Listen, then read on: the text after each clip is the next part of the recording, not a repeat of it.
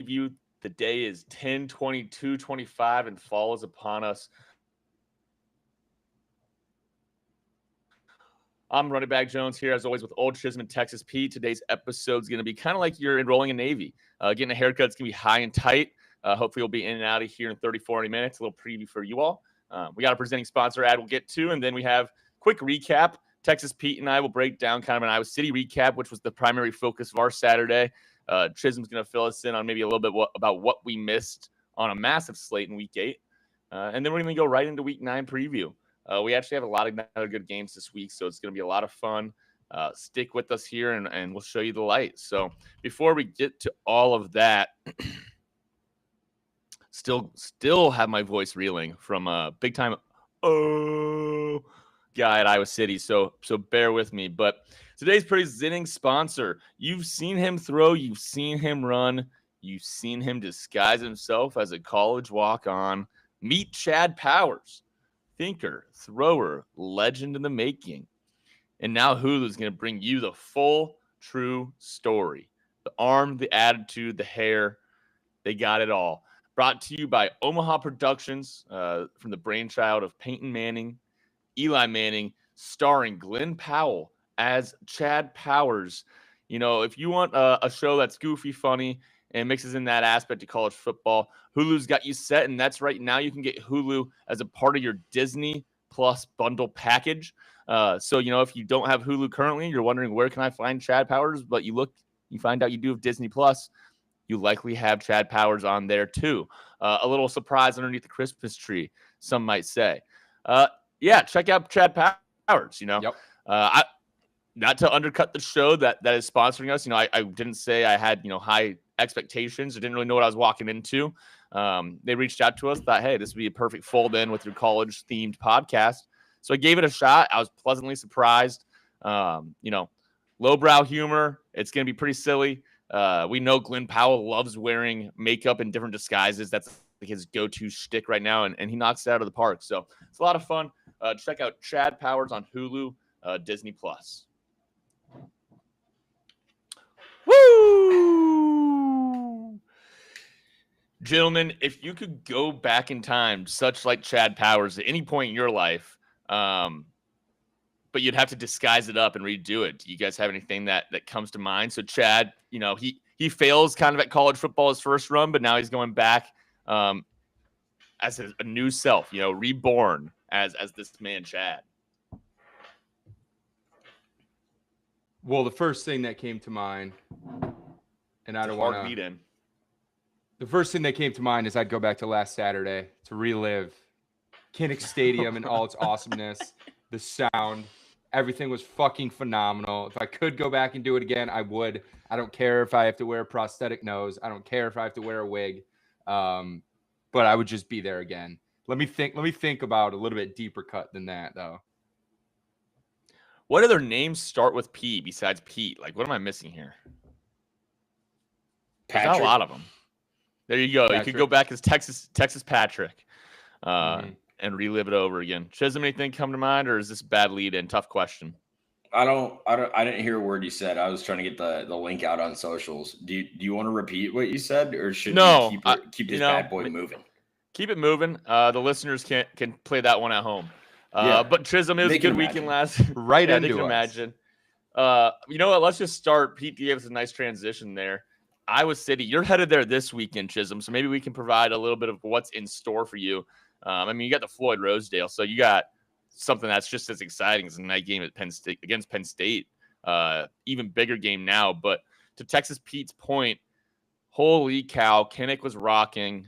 You forget how scary and how loud that place can be. To give you guys a sense of that loudness, one, I lost my voice. Surely did. Felt like, if I could go back in time in that moment, I felt like I was back in 7th grade, ripping a voice crack here and there. I couldn't get through full sentences at times.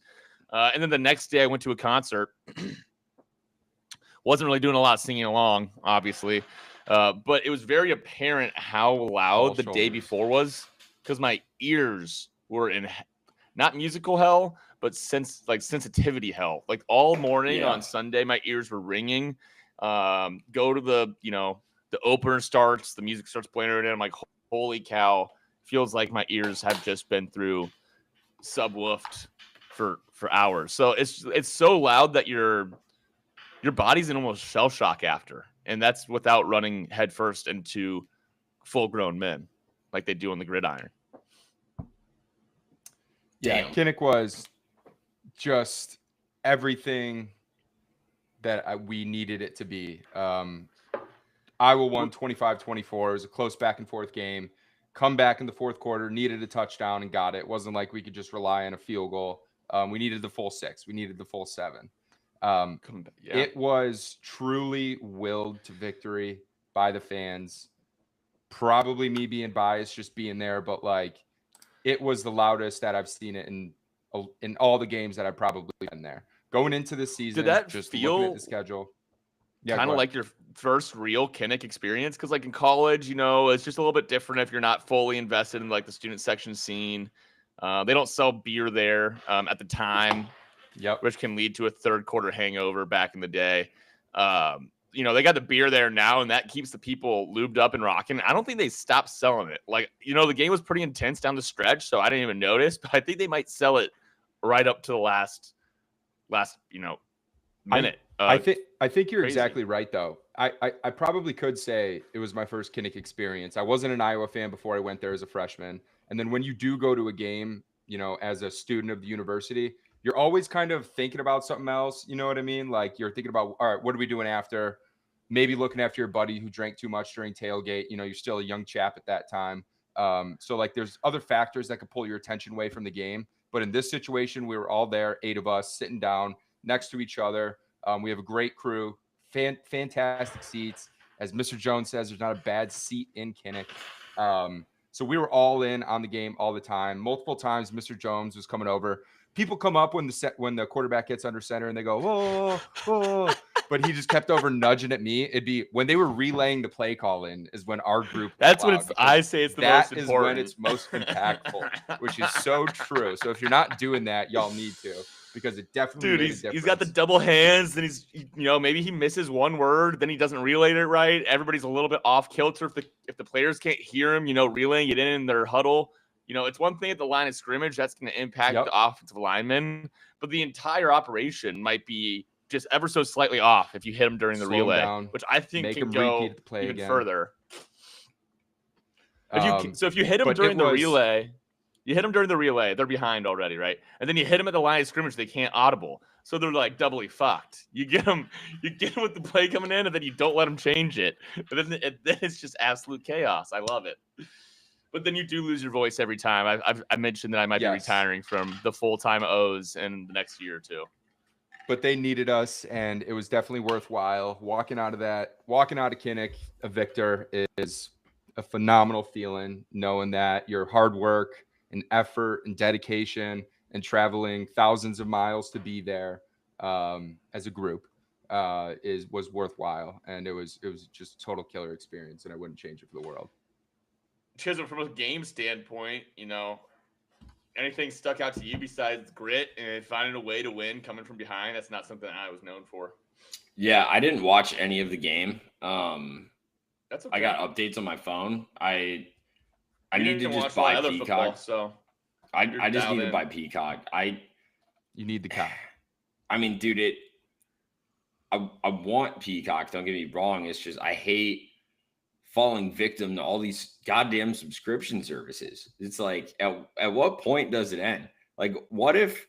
And hear me out here. But what if we put all of the different subscription services and things, and we package them together, right? Into like a little and box. then you like put it could even be like a little, like we could have them in outer space or something, and you could put like a little metal thing on the side of your house, and it looks up and it connects. Or you could just have like a cord that comes out of your wall. For sure. That was an early sign of wealth growing up, is when you drive past somebody, they had the DirecTV dish up on the roof. When DirecTV first started becoming kind of prominent and taking over cable, the early adopters definitely got whoa. Like I remember, I didn't have cable, let alone DirecTV, until later in my life. Probably too far, where it's the point where added a little bit of a extra seasoning to the kid, to the boy. But I remember just walking around, like being so jealous. I'd count like how many in a row there'd be. I'd be like, whoa, 7 direct TVs in a row. Like this neighborhood, we should move in over here. Like we should move into this neighborhood. But yeah, I think that's a great idea. Yeah. It's a great idea, but I will say, if you're going to be sticking with the streaming service, that's going to be Hulu. Obviously, they have great content on there. Chad Powers out. It's phenomenal. I'm fully caught up. I just finished the latest episode earlier today.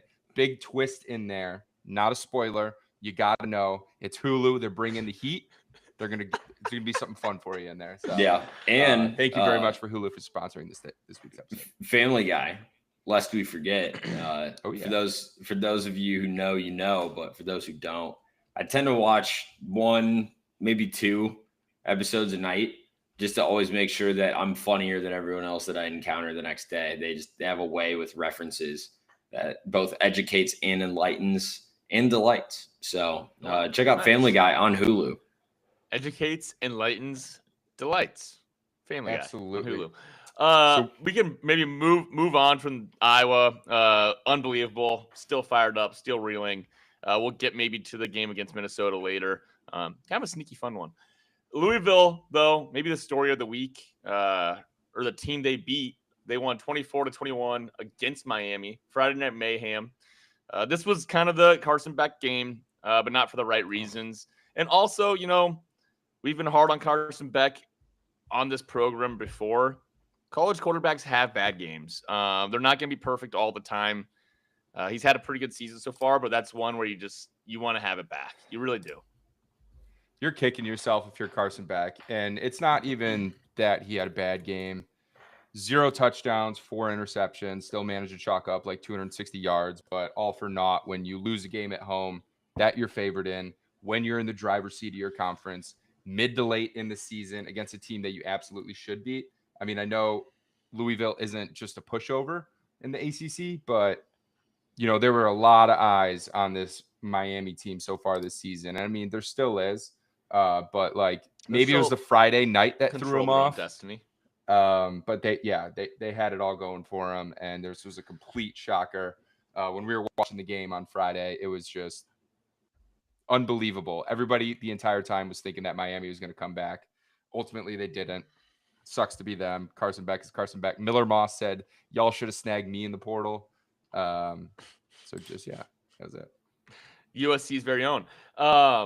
Only last thought on this game. Miami's still in the driver's seat. They lost after a 4 interception game. But what this does impact, I think, is from ACC is a greater good. Maybe limits them back to more of a 1-bid league, or likelier a 1-bid league with this Miami loss. I know we got Haynes King down there in Georgia doing big things, but let's say Miami runs the table and Georgia Tech pulls up with 0 or 1 loss and then beats Miami. They'd probably put both teams in.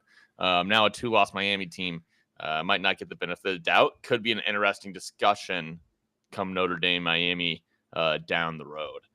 But likely they'd both get in. All right, Bama. Bama's rolling. Number 6 Bama at the time won 37-20 against Tennessee. DeBoer's doing his thing down there. They're scoring big points. They probably are the hottest team in America. Mm-hmm. I would say. I guess Ohio State's just been dominating. Indiana's pretty hot too. But Bama's now rallied off a few of them, including that Georgia win. Tennessee, this kind of puts them out on the outside looking in. They need some things to go their way from here on out. Arizona State. Go. Any follow-up on that one? I'm just kind of a little bit sad about Tennessee. I mean, they have 2 quality losses, Georgia and Bama, but you got to win. You got to split them. If you want to stay in the mix, you got to split them. Our sweet Filipino prince. I know. He's playing well, but sucks to see. I'm going to need you and you to spread them. And they just, they couldn't do it. Arizona State takes down what was previously considered one of the hottest teams in the country, Texas Tech, 26-22. Big 12 remains wide open, and now it's just anybody's guess to see who will be representing them in the Big 12 championship. It's really all I got from that one. Parody. Vandy. Dude, fucking A. got a little gnat running around here. Sorry about that. Vandy 31, LSU 24. Let's just Hottest take a team second. in the country. Vandy's looking like it on some nights. Pavea walks into the bars down there on Broadway, and he thinks he's the hottest guy in the country. Gotta love that guy's confidence. He's batting head for head with some of the country music's strongest. Probably taking him home more, too. So 31-24. I mean, Vandy, big game against Missouri this week. We'll talk maybe a little bit more about them in the lead up to that. But here's a time where, you remind people, listeners, viewers, that not only can Brian Kelly not win the big one, but he also killed the kid. Say his name. Declan Sullivan. I hate that, dude. I just name. Someone's always smiling during that. It's like he was such a happy kid. It's not funny. It's not a funny situation, smiling? but he always was smiling. You guys know Declan. He smiled upon us. Super duper smile, Declan. Yeah, Irish big American. big old smile. Love the But Irish. LSU, it's hilarious because Brian Kelly's now on the hot seat, which can happen pretty quickly at a program like LSU that demands a lot. I mean, you're kind of maybe a bit of a dickhead to begin with, and as Chad Powers, the television episode or television TV show, streaming TV show, I guess it's still television, on Hulu shows us that boosters do have a lot of influence, in these programs. And if Brian Kelly's, not licking enough butt, then these LSU boosters will come through and take their crawfish back. You know what I'm saying? Has it been Definitely that? butt liquor. It's not like this would be that fast. He's had 3 years. 3 years. This is fourth season, though. Is Freeman year 4 at ND or year 3? Yeah, he took him to the Natty year 3. No, you're right. It's not that fast. They've never had a ultimately bad season. They just never reached the highs that you would expect or want to. You got hired to do one thing and you haven't even come close. Like I haven't even made it to the playoff. I know we talked coaching carousel last week, but I'd still be hard pressed to see. I mean, if the LSU job opens up, it's the number one job in the market, right? But it's just a matter of who are the candidates in this hiring cycle that would be worthwhile to fill those shoes. Yeah, like Turner. It probably just depends. Mr. Jones said he has been horrendous. Joe Brady. You need a couple of these big wins. If you're maybe a that changes guy. This weekend. Welcome back, Joe Brady. Like from OC to HC.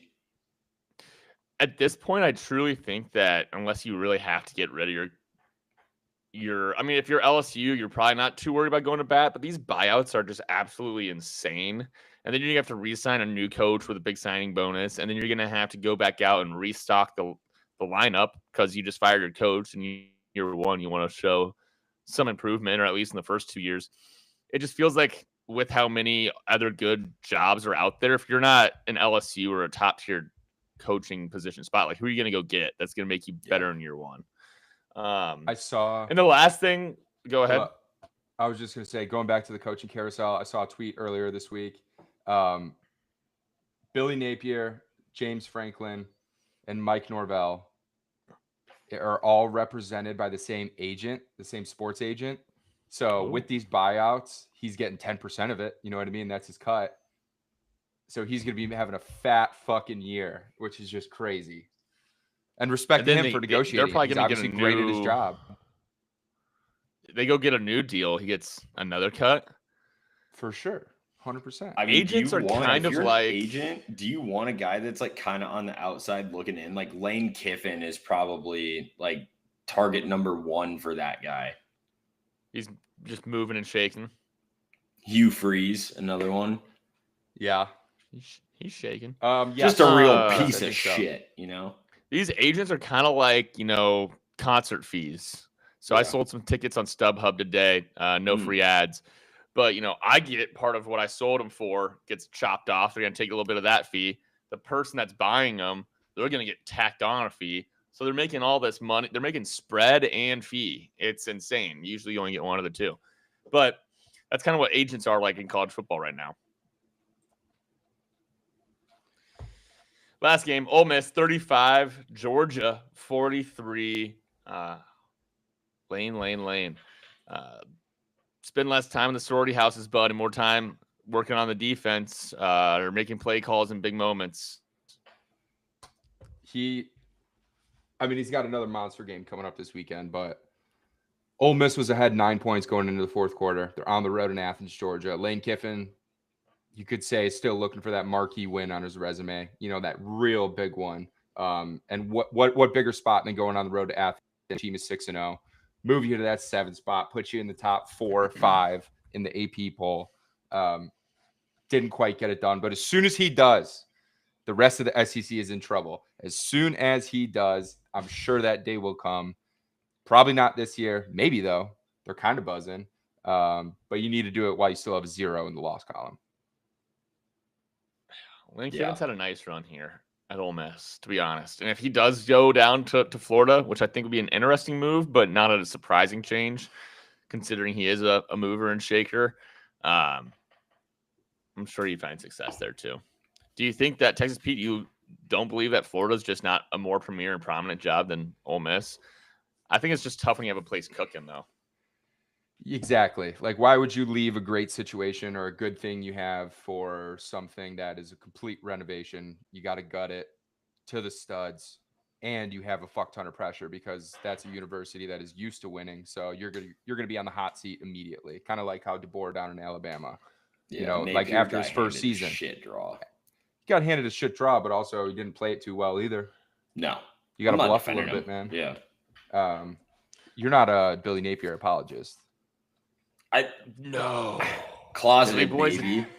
Not publicly. Closeted? I might be a closeted Billy Napier apologist. I don't think. If I'm Kiffin, I don't think I would make the move unless there was just a ridiculous amount of money in it, maybe. But I don't know. The guy's been around college football for a while. He's pretty well set up. I don't know if that's the be all end all for him. Yeah. Who knows? All right, let's just quickly touch on some movers and shakers. That's going to be what I'm saying the rest of the pod. How it goes once we say one thing. Say it 10 times over. Georgia Tech moved up 5 spots in the AP poll to number 7. Miami dropped 7 to number 9. Vandy, some say they're the hottest team in America, up 7 to 10. BYU is now plucking along. They're over at 11. They're leading on the Big 12. Texas Tech with a big drop. LSU down 10 spots. And now Illinois, Arizona State, and Michigan are back in the rankings. One team I didn't see at all get a single vote, University of Iowa. Fucked up. Take care of business this week. Might just jump all the way in. Don't need votes until you have to have them. All right, here we go. This week, some of the games we're going to be covering. We're just going to give you the times of them, get you excited, then we'll jump into it. Ole Miss at Oklahoma, that's at 12 p.m. South Florida at Memphis at 12 p.m. That's a huge group of 6, however you want to define them, game. The 3:30 slot, Vandy in Missouri, BYU at Iowa State, and then the nightcap, you got A&M versus LSU, which that's going to be fun.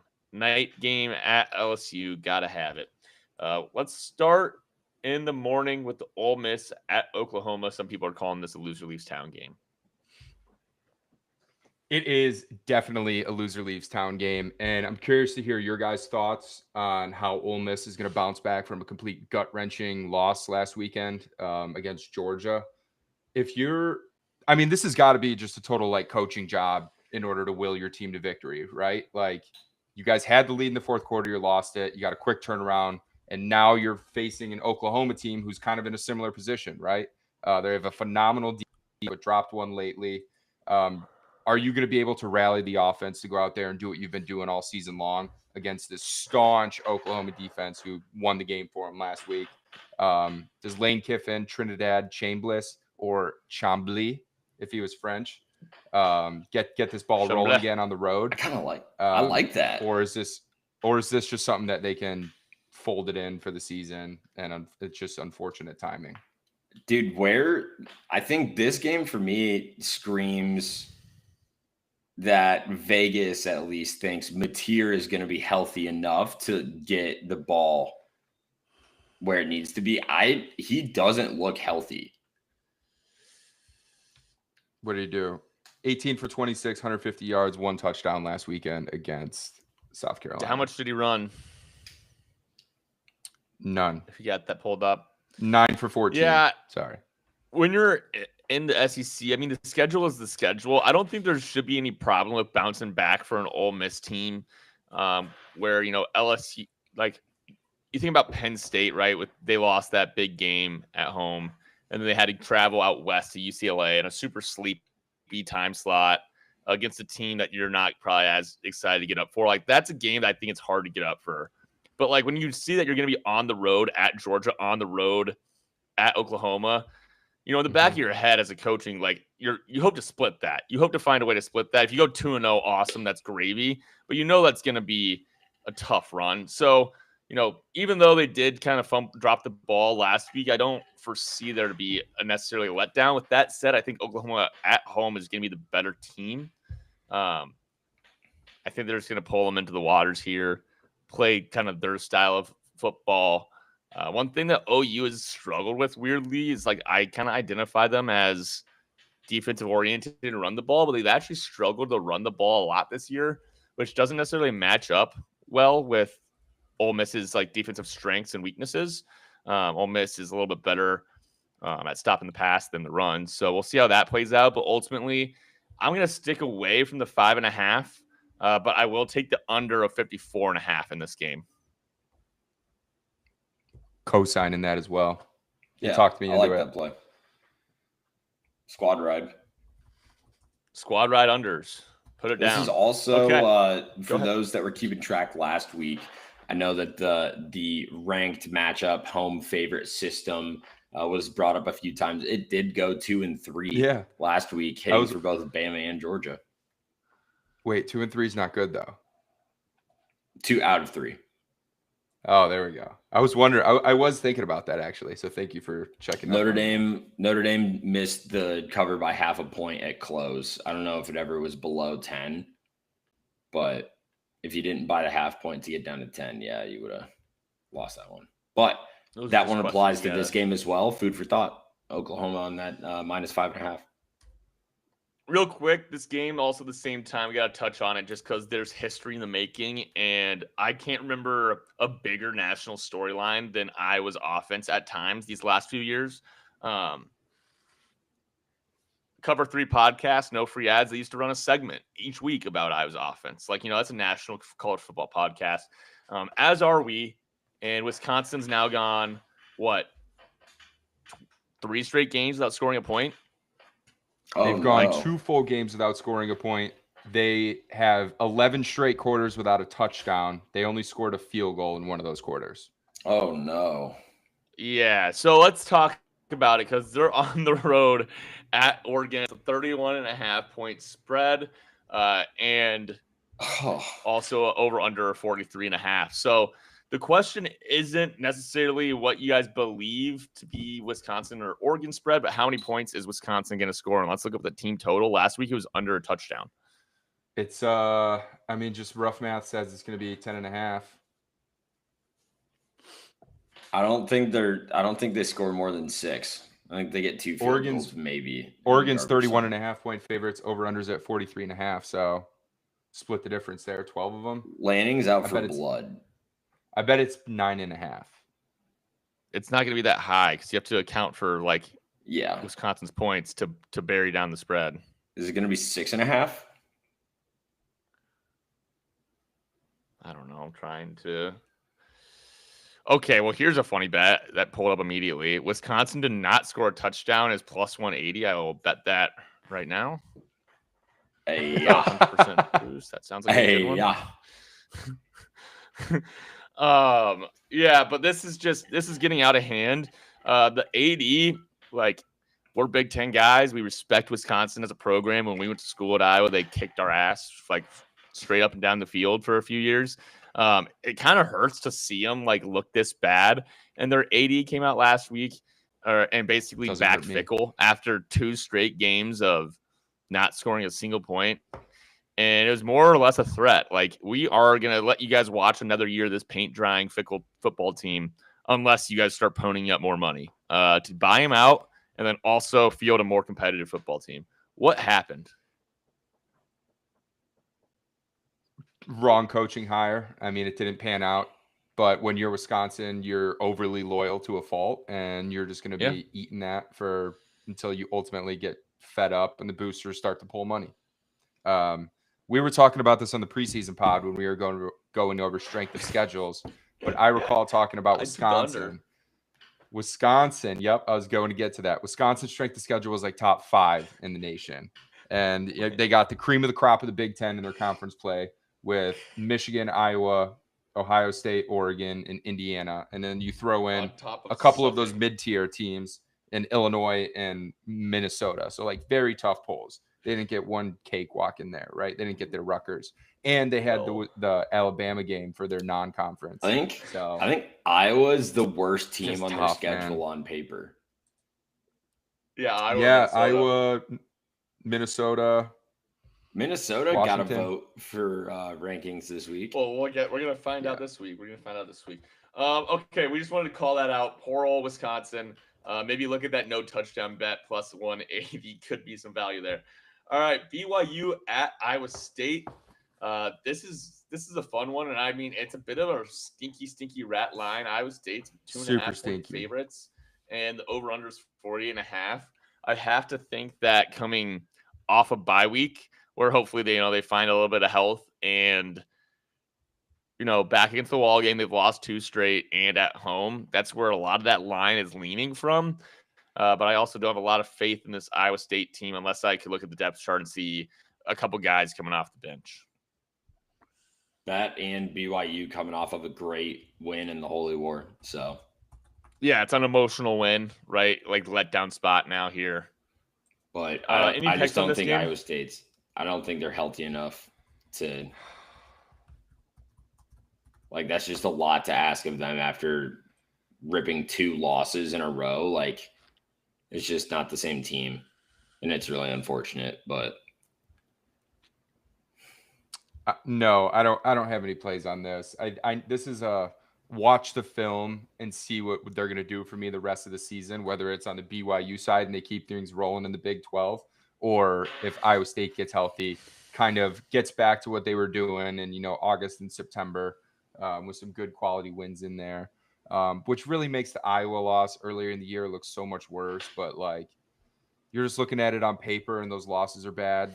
But obviously, it's not the same team when you're missing your starting corners and injuries all over the depth chart. But just a bad poll for us. Brutal. The defense, I got kind of some of the quotes here from Campbell, but it looks like Carter Hansen, kind of their bigger white pounder.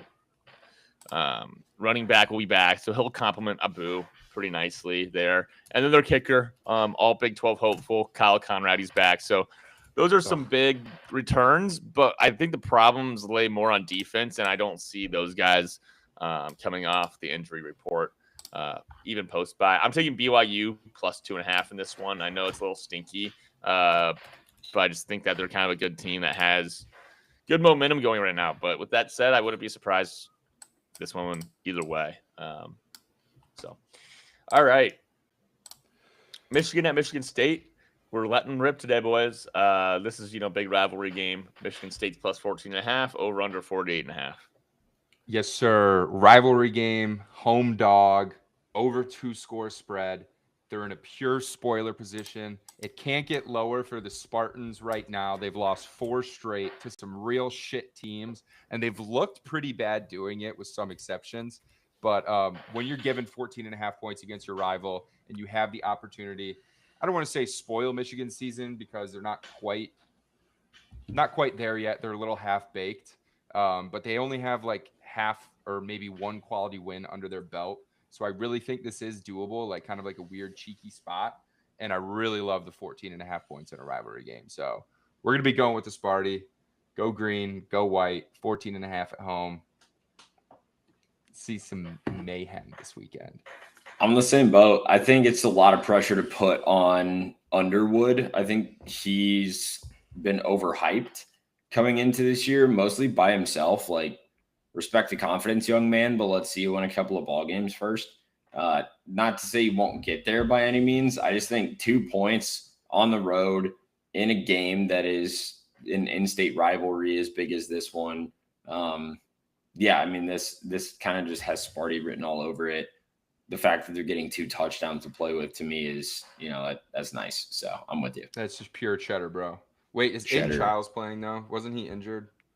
He is playing, and my point, I'm not on this game, but Aiden Childs has thrown 10 touchdowns, 3 interceptions. He's going to be one of the hottest quarterback prospects in the country next year for the transfer portal, or, to stay with Michigan State. But words out of camp are, he's going to want somebody to pony up and pay the man.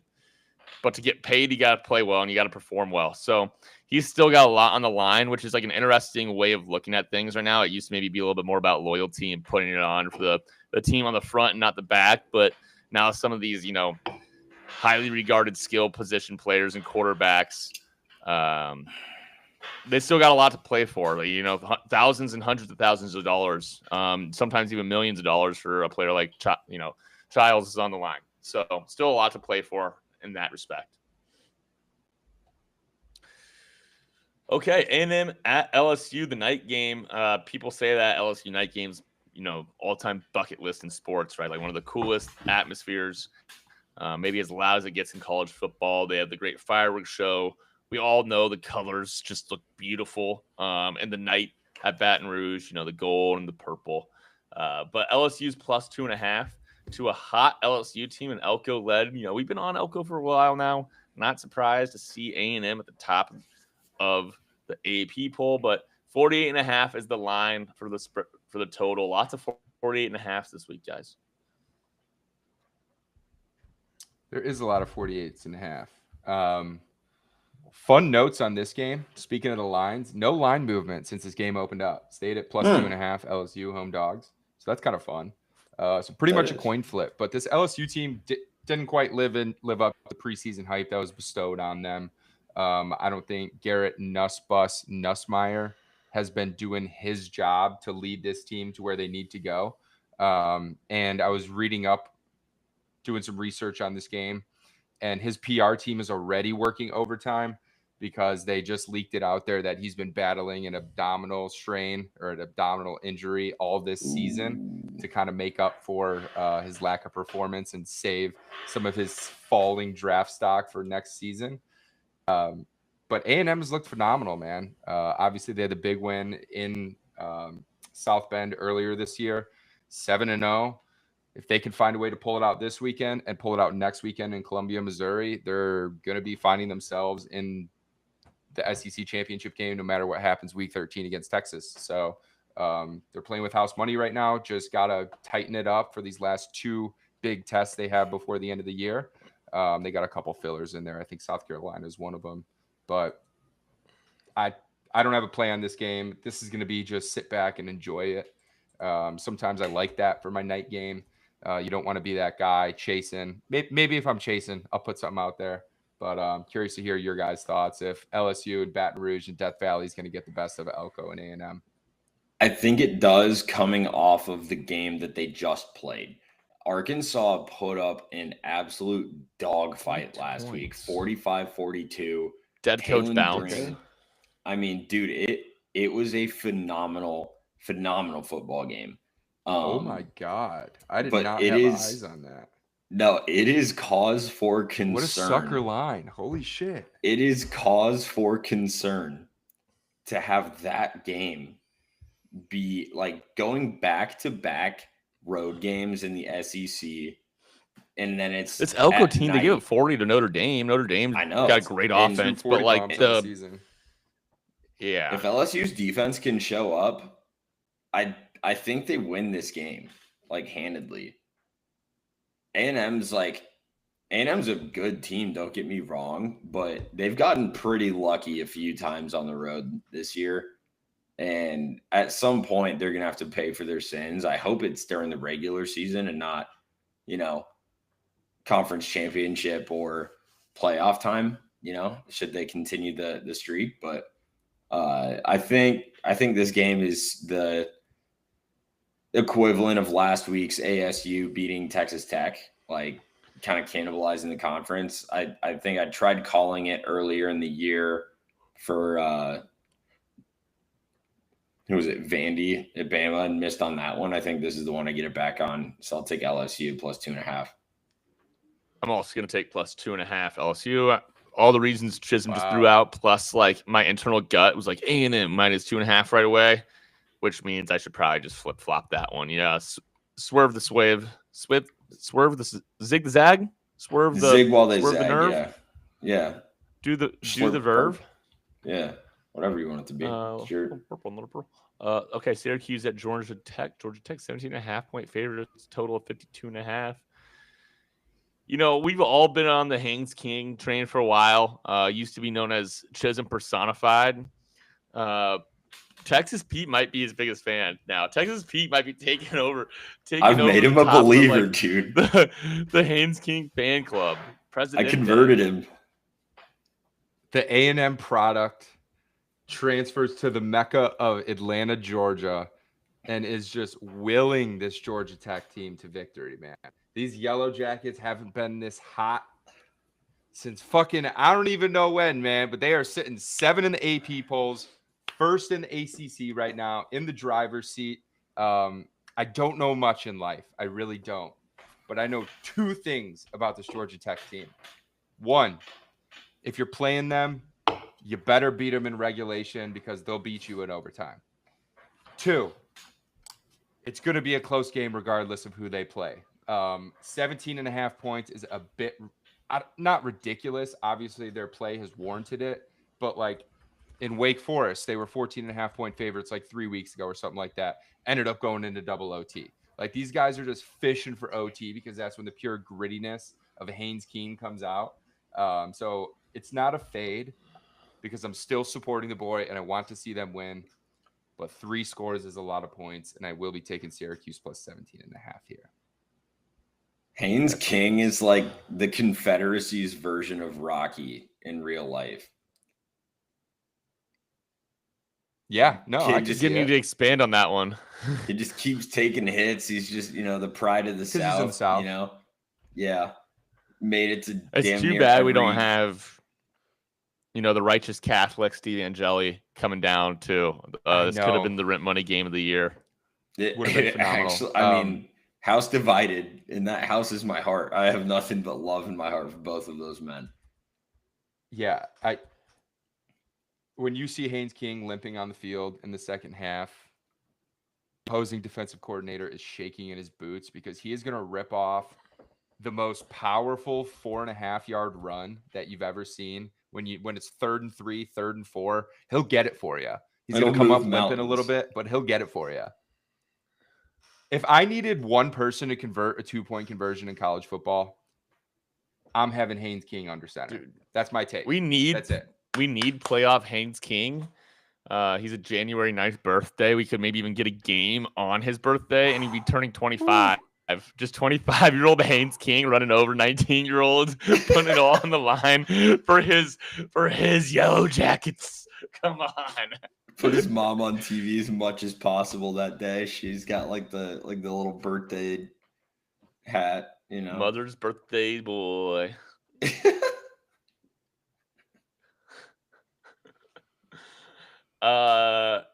We didn't even write down Iowa, Minnesota. I alluded to it. Do you guys want to hit that game or nah? Hawks. Absolutely massive. Need it. Bill Parker owns Scott Frost. It's important, actually. It's important for the listeners that I say this because I've mentioned this before. I've never seen Iowa win a game when I'm at Kinnick Stadium. And I will not be there this Saturday. I have a wedding that I have to go to. So I'll only be tailgating like the good Lord intended. Just take the Hawks. Trust. So tell me about this. How do the weddings festivities revolve, include, ignore the Hawks game? You're asking a great question. You'll tell us next week. Is it in the city or is it in Cedar Rapids? Iowa City. And you will be doing tailgating, like normal style tailgating, maybe in boots, in a Iowa hoodie? Yes. And then you'll be freshening up and going and getting married. Not you specifically, but. That is correct. Okay. Cool. No further questions, Your Honor. Go Hawks. Tex P, you got anything else here? Those were all the games that I would like to cover. I will say, been busy out and about, so I'm looking forward to this Saturday of just being able to sink my teeth into some college football. I will say I do have one more honorable mention. That's what, UCLA visiting Bloomington, Indiana. Indiana's 25.5 point favorites at home, and Coach Cignetti's growing on me a little bit, man. What does every premier college football coach have to do? When your team is cooking, you're 7-0, you're dominating opponents, you're getting the big wins. The season's rolling for you guys, right? You still need to generate that bulletin board material to get your guys up for these kind of, letdown spots. And that's exactly what he did this week. He was talking to the media and he said, this UCLA team is 3-0, alluding to ever since they fired their head coach, they've strung together 3 straight wins. So that's what he's going with. And it kind of got me fired up a little bit. I'm walking into the pool right now, dipping my toes in. I would say like my thighs are halfway in on this Indiana offense or Indiana team, I guess. If they keep it going, man, maybe I'll get the balls into the water. That's the hardest part. And then from there, it's just all in on them being a premier college football team. I love it. I got one as well. Yeah, go for it. This is little Cal at Virginia Tech. Trap spot too. I'm out on Cal. They have 5 wins on the season, and those wins all come against teams that have a combined 1-17 record against FBS opponents. And on top of that, they have needed last-minute defensive turnovers to narrowly beat Boston College and North Carolina. Neither of those teams are impressing me much, but also, me, Minnesota. You know who's saying hut hike for Virginia Tech? Mr. Drones. Inbound. Airstrike drones. Yes. 7 kill streak. Call it in. Incoming. I told you that we got strike. some Hokies. Good going on that at Hopsmith a few weeks back. I know. Oh man, you love it. We almost lost Diesel to the salt mines that day. Holy cow! But anyways, what do you think about it being a Friday night game? I love it being a Friday night game. That's usually when Chisholm puts. I'm talking, his man. Biggest emphasis on drones. I do love drones. But no, it's they're coming off of a bye week. They get some of their injured guys a little bit healthier. And ever since Philip Montgomery took over, I think that was prior to the Georgia Tech game. Something like around the bye week that they had. But then also, I think on Cal's side, I can't even say this guy's name, but he's been an absolute turnover machine. I think Cal's just not going to have an enjoyable short week cross-country trip on top of all of that. So I'm going to just go ahead and rock with Virginia Tech -5.5 there. All right. I got an honorable mention as well real quick. Ahmad Hardy, running back from Missouri. Guy is a stud. Him and Jeremiah Love, too. I'll give Jeremiah Love a shout-out as well. Guy wants to hurdle everything. But these are really the only 2 guys that aren't quarterbacks that are within the Heisman race still, and the Heisman hopefuls. I just don't love it when the Heisman Award becomes a quarterback-only award, quarterback exclusivity. So just giving these guys a shout-out. Ahmad Hardy, 3rd in the nation in rushing yards per game, and 2nd in rushing touchdowns, while leading Missouri now to a top 10 ranking. So just Ahmad Hardy. A quick shout-out, a name to know, a name to follow. And if you want to see somebody other than 5 quarterbacks in New York City for the Heisman Trophy, him and Jeremiah Love are 2 guys to root for. While we're on the topic of Heisman, I think it was 2 weeks ago, right after the Oregon win for Indiana, we put a circle on Mr. Fernando Mendoza as Heisman at +460. He's officially down to +330. He's trending in the right direction for the Rent Money faithful that trailed that play. We will keep you updated. We should follow the Heisman watch a little closely. I think starting next week. Yeah, I think we'll get into it. November is when it starts. Yeah. All right. Agreed. November. First November episode. Yeah, we'll have that It's coming in been hot. like we'll save it maybe for next week because maybe we just need another week. We're gonna maybe have a juice talk. College football, Heisman juice talk, college football juice talk, maybe a 12-team playoff juice talk, and how it feels like there's a little bit less juice until kind of some of that November time period. Yeah. Just for so many of these big programs, the consequences are just not high enough where I just go, all right, like they lost that week. Okay. And unless there's a coach on the hot seat or somebody like completely falls off, like a Penn State, that's where the juice comes in, that's where the juice gets squeezed. So we'll save that for next week. But this week was all about keeping it high and tight. So thank you to everybody that listened in today's episode. Thanks once again to our presenting sponsor, Chad Powers. Check it out on Hulu. We appreciate everyone that's tuning in to Rent Money, the Pop Off podcast. The NBA is back in fold. College basketball will be around the corner. NFL football is going on. NHL. We still have the World Series. It's the best time of the year to be a sports fan. And there should be more content coming out of the Pop Off Podcast Network as well, not just the Rent Money Boys. So go ahead and support anybody on the feed. We appreciate you all. Yeah. And while you're out there appreciating, why don't you do us all a favor? Why don't you go ahead and tell your bookie we say hi?